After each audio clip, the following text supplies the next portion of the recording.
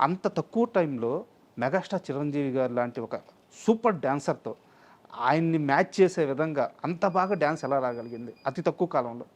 Actually మా నాన్న వచ్చి ఒక డాన్సర్, హ్మ్. గ్రూప్ డాన్సర్గా ఉండి అసిస్టెంట్గా అయ్యి తర్వాత హీరో అయ్యారు. మేడం. సో ఆ బ్లడ్ ఉండి ఉండొచ్చు, ఆ బ్లడ్ ఉంటుంది నా బాడీలో.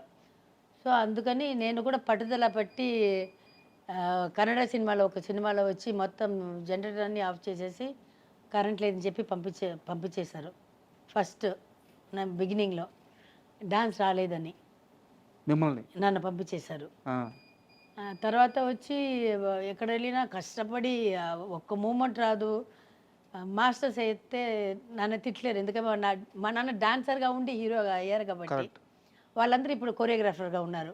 మా నాన్నతో డాన్సర్గా చేసిన వాళ్ళందరూ. సో పోయారు నన్ను. పక్కన ఈ అసిస్టెంట్స్ ఉంటారు కదా, వాళ్ళకి తిట్లు పడుతుంది. అది నాకే లోపల గుచ్చుతుంది.